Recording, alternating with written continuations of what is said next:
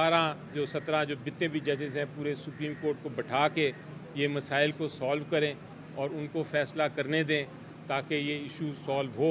वरना ये horse trading जो है, अगर आपने 63A की तशरीह को तब्दील कर दिया तो ये हॉर्स ट्रेडिंग जो है ये पाकिस्तान के वापस आ जाएगी।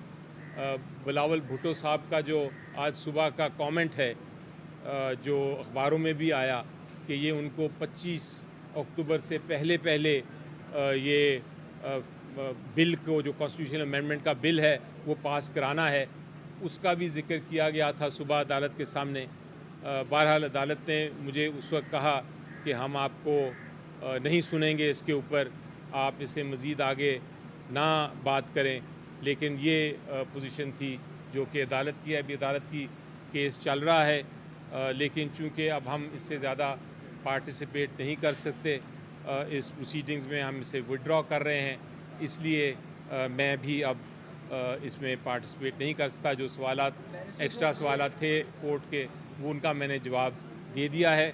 अब अदालत पे है कि वो इंसाफ और कानून के मुताबिक अपने प्रोसीडिंग्स को रोक दें या नहीं रोकते, आगे चलते जाते हैं, कोई फ़ैसला करते हैं तो मेरी नज़र में वो आइन और कानून के मुताबिक नहीं होगा। ये बताइएगा कि एक वक्त ऐसा भी आया कि जब आपने इमरान खान साहब का नाम लिया तो चीफ जस्टिस साहब बरम दिखाई दी और आप कहा कि आप नाम लिए बगैर भी बात कर सकते हैं। वो क्या वाक़या था और इमरान खान का नाम लेने से क्यों मना किया चीफ जस्टिस काजी फायज़ साहब ने आपको आज? मुझे नहीं समझ आई कि क्यों किया मुझे मना, क्योंकि इमरान खान साहब बाय नेम रिस्पोंडेंट हैं। पीटीआई इस की पार्टी नहीं है इस पिटिशन में। इस पिटिशन में इमरान खान साहब बाय नेम है, इसीलिए मैंने रिक्वेस्ट की थी अदालत को कि वो चूँकि बाय नेम है और वो अदालत को एड्रेस करना चाहते हैं, अदालत से कोई गुफ्तगू करना चाहते हैं, तो इनको इजाज़त दें। एक और कानूनी मुद्दा है वो ले लीजिएगा बैरिस्टर साहब के। काजी साहब ने ये भी कहा कि जो पिछला फैसला था जस्टिस मुनीब ने जो लिखा था वो एक जज की अक्सरियत से फैसला आया था, तो क्या पार्लिमान के ऊपर एक जज भारी हो जाएगा? तो क्या सुप्रीम कोर्ट से अक्सरियती फैसला, चाहे वो एक जज से हो, दो जज से हो, तो क्या उसको नहीं माना जाना चाहिए अगर वो पार्लिमान की मर्जी का ना हो? और अगर अक्सरियती फैसला एक या दो जज की हैसियत से नहीं माना जाना तो फिर सुप्रीम कोर्ट के फैसलों का क्या फ़ायदा? जी बिल्कुल, आप दुरुस्त फरमा रहे हैं कि सुप्रीम कोर्ट का फ़ैसला चाहे एक की मेजॉरिटी से हो या दो की मेजॉरिटी से हो या ज़्यादा मेजॉरिटी से हो, वो फ़ैसला सुप्रीम कोर्ट का ही होता है। और इस केस में तो बड़ा सिंपल इशू था कि एक प्रेसिडेंट ने रेफरेंस भेजी और प्रेसिडेंट साहब की रेफरेंस के कुछ सवालात थे, उसके ऊपर एक अदालत ने ओपिनियन दे दी। दो जजेस ने एक तरफ ओपिनियन दी, तीन जजेस ने एक तरफ ओपिनियन दी, तो तीन जजेस का फ़ैसला जो है वो समझा जाएगा कि वही सुप्रीम कोर्ट की ओपिनियन है और वो ओपिनियन के मुताबिक फिर वापस भेज दिया गया। तो आज ये भी मौक़िफ़ बताया अदालत को कि आप ये जो supreme court of bar association की पिटिशन की बात कर रहे हैं, उसका तो इस रेफरेंस के साथ कोई ताल्लुक़ ही नहीं है।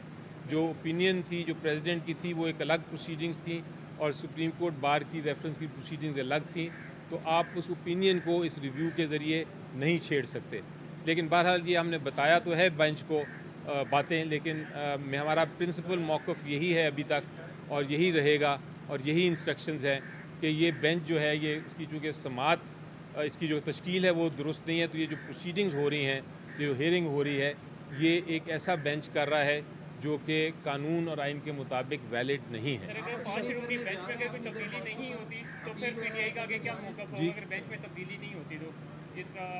जी हमने रिक्वेस्ट की है दोबारा से कि 18 जज जितने जजेस हैं सुप्रीम कोर्ट के बैठें। एक ऐसा प्रेसिडेंट है, उम्मीद यही है कि बाकी जो जजेस हैं वो बैठेंगे और बैठ के इसका मामले को सेटल करेंगे। इसका प्रेसिडेंट पहले भी है जहां सुप्रीम कोर्ट के जजेस बैठे हैं मेजॉरिटी पे और बैठ के उन्होंने फैसले किए हैं, तो हो सकता है कि ये सुप्रीम कोर्ट करे। सर आखिरी सवाल है कि आपकी तरफ से भाई एक मिनट रुक जाएं यार, कितना सवाल करेंगे यार, सोलो कर लें यार, आप कोर्ट लगा कर बैठे। नहीं, मैं कह रहा हूँ, मैंने तो आज सजेस्ट किया है ओपन कोर्ट में, मैंने कहा है कि सारे बैठें और कम से कम जो बेंच पे बैठे थे जज साहिबान, उन्होंने अप्रिशिएट की है ये बात कि हाँ ये हमें करना चाहिए इस मामले को सेटल। और उन्होंने बल्कि उल्टा ये सजेस्ट किया है कि आप लोग भी, पॉलिटिशियंस भी, सियासतदान भी बैठें और आप इसमें गुफ्तगू करें लेकिन इस वक्त इशू इतना सियासतदानों का शायद नहीं है। इस वक्त इशू ये है कि हमने इंस्टीट्यूशन सुप्रीम कोर्ट की जो है उसकी हिफाजत करनी है, उसको सेव करना है। अपील दायर कर रहे हैं, अपनी दरख्वास्त मुस्तरद करने के लिए। जी बिल्कुल, अपील का हक है हमें। अभी जो भी फैसले आ रहे हैं, आज सुबह भी फैसले आए हैं, उस पर भी अपील हम दाखिल करेंगे और हमारे पास आर्टिकल्स जो हैं आइन के, उनके तहत भी हम डायरेक्ट पिटिशंस भी करेंगे, क्योंकि मामला इधर ख़त्म तो नहीं होगा। आज जो भी फैसला करेंगे वो उनकी अब मर्ज़ी है, अंदर बहस चल रही है, लेकिन हम जो हैं हम अपना जो हमारा कानूनी रास्ता है वो हम जरूर इख्तियार करेंगे।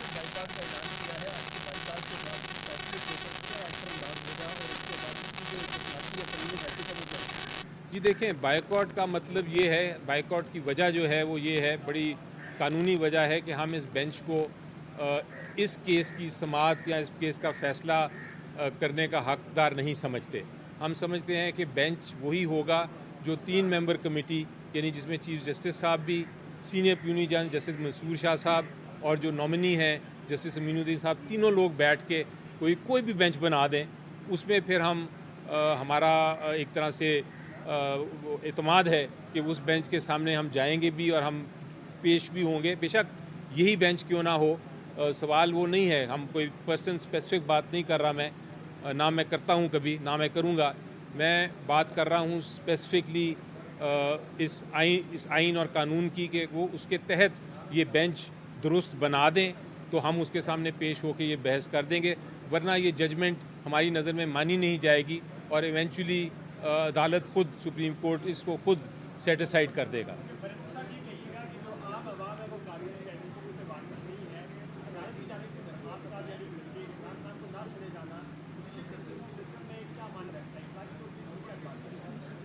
जी देखें, मेरी नज़र में एक अगर एक जो रिस्पोंडेंट है, एक जो पार्टी है केस में, वो अगर ख़ुद आके गुफ्तगू करना चाहें कोर्ट से तो उनको कोई रुकावट नहीं होती।